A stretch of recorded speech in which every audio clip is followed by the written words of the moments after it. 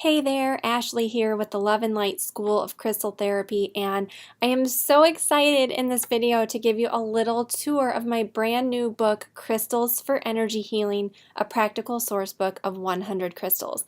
This book is available for sale on Amazon.com as well as Barnes & Noble and anywhere books are sold. But because Amazon has this great little feature to kind of give you a sneak peek into the book, I thought it would be really fun if we did a little tour together. So you can see this book is already in #1 new release. It's been selling great, so thank you so much if you've already pre-ordered the book, which comes out May 1st, 2017. I am so grateful for your support and so excited about this project. So let's go ahead and take a look inside the book. I am so super excited about this. So these are some of the sections that are covered in the book. So section 1 is kind of all about using crystals and understanding them. So we talk about what crystals are, different ways that you can use healing crystals in your day-to-day life, some tips and techniques for learning to sense crystal energy for yourself, some of my tried and true techniques for selecting and choosing the right healing stones for yourself. There's also a good section on cleansing your crystals once you get them, or each time that you use them. There's a section on dedicating your crystals, which is really about kind of setting an intention for working with them in a positive way. I go through the different crystal shapes and how that influences the energy of the stone. I talk a little bit about the healing properties of color, and then a big section on crystals and the zodiac, because this is something I get asked about all the time. So section 2 gives you really practical ways that you can actually put your crystals into action. You can really start working with them and experiencing them for yourself. So there's a little note for you from me about starting your crystal journey, and then we talk about incorporating crystals into your sacred space, using crystals with affirmations, creating your own medicine pouch. And then we go on to discussing crystals and the chakra centers, and I give you some great layouts for healing and balancing the chakras.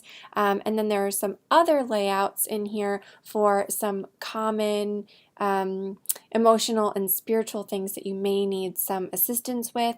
There are also a big section on crystal grids, and I give you some awesome crystal grid recipes that I haven't shared anywhere else before, so definitely you're going to want to check that out. And then there's some crystal meditations.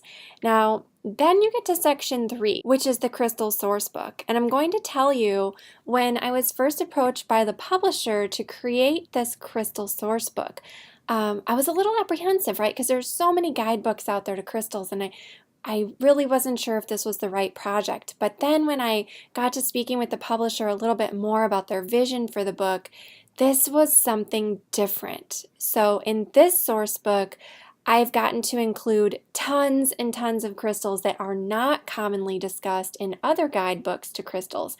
And the other thing that makes this really, really neat is I've broken the source book down into 3 sections. There's crystals for emotional healing, crystals for spiritual healing and guidance, and crystals for shielding and protection. Now the cool thing, and we'll dive into this a little bit as we go through the book tour a little bit further, but I actually tell you one really unique way to use each crystal in this book. So on each page of the source book where I discuss the crystal and talk about its properties and its history and lore and a little bit about its geology and where it's found, I also give you a really specific way to use that crystal, which is different than really anything else I've seen. Now, one little thing that I do want to tell you about that's really exciting for me, and this is kind of a behind the scenes little tidbit that you wouldn't get otherwise, is I want to let you know that some of the pictures in this book, actually I'd say most of the pictures, came from my personal crystal collection, because I really wanted to share some unique crystals with you and let you kind of see the full realm of the mineral kingdom, because so many crystal books just cover a few different crystals, right? And they kind of always seem to have the same stones, and I've really introduced a lot of unusual or uncommon stones to help you get more familiar with the properties of those crystals as well. And so I was really, really honored and privileged that the publisher was able to actually send a photographer to take some pictures of the crystals in my private collection so that I could share them with you. So throughout the book, you'll see many, many photos of my personal stones. So let's keep going with our little tour. There's a section, of course, on how to use this book, and it kind of outlines a little bit like what I just did, where it kind of tells you everything that's included in that section and why you might want to read up on that. And then again, section 2 and section 3 are there, and you'll see all different things in the source book, like the appearance and color that that stone can take on, the current availability, so whether it's common or rare, the physiological correspondences and psychological correspondences of that stone, other crystals that are similar color, which really comes in handy when you're looking at identification, and then some of the main keywords to keep in mind when you're using that crystal. And then again, we also talk about the geology and location, the history and legend, and then a detailed section on exactly how you can start using that crystal. So let's go right to section 1, crystal basics. So this is giving you that introductory kind of foundation information, like what are crystals and how do they work exactly? Why should you even care about crystal energy? And then there's a little bit about the history and modern use of crystals, which I find personally really interesting.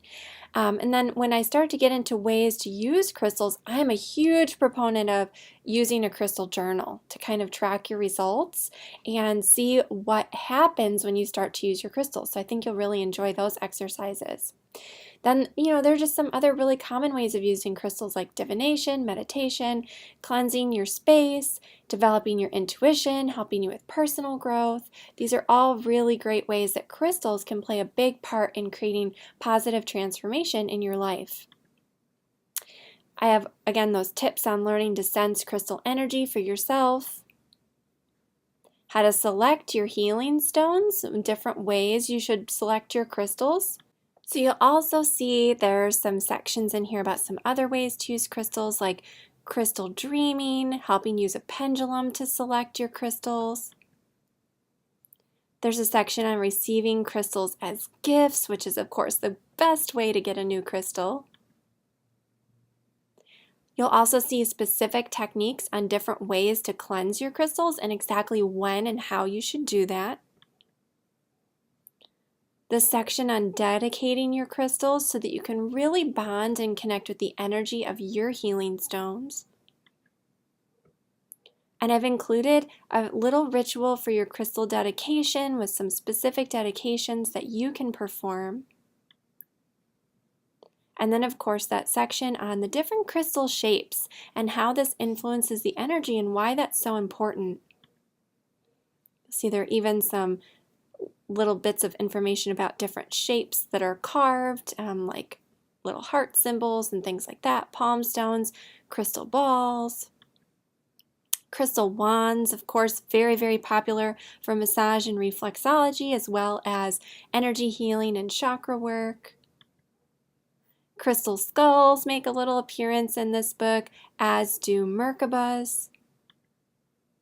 And then we talk about the platonic solids and sacred geometry shapes and why these are important for crystal therapy. Then that healing properties of color section that I mentioned earlier. And this is a really cool little chart that you get inside of this book. And the zodiac stones, which I think is a lot of fun. So these are a little different than the traditional birthstones, and I talk about this a bit in the book, and you can learn why birthstones aren't necessarily the best ones to choose for yourself. Here's that second section, all about different ways to start using crystals in your day-to-day routine. There's a note from me about starting your crystal journey and what an exciting time this is. So I hope that you really enjoyed this little note. Here's a sneak peek at some of the crystal meditations that I've included in the book. So you can see this is really step by step, and even if you're a beginner, this makes it super simple to do.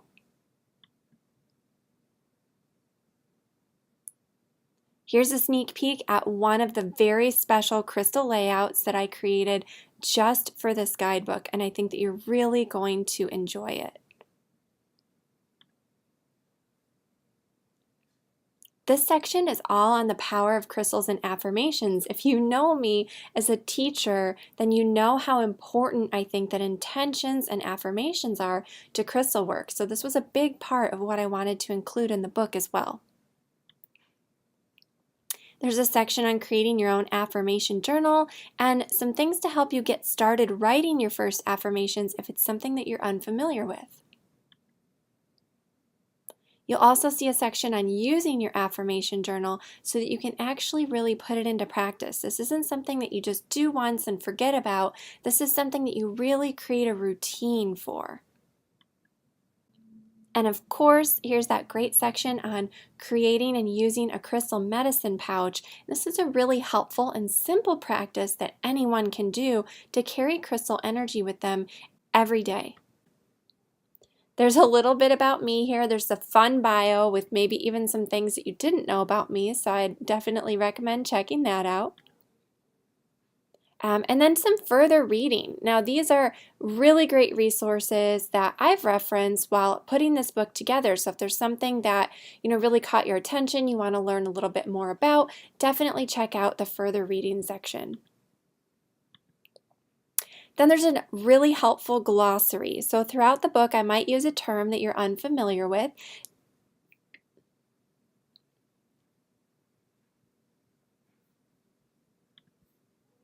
Chances are, if you're unfamiliar with a term, I've defined it back here in the glossary for you.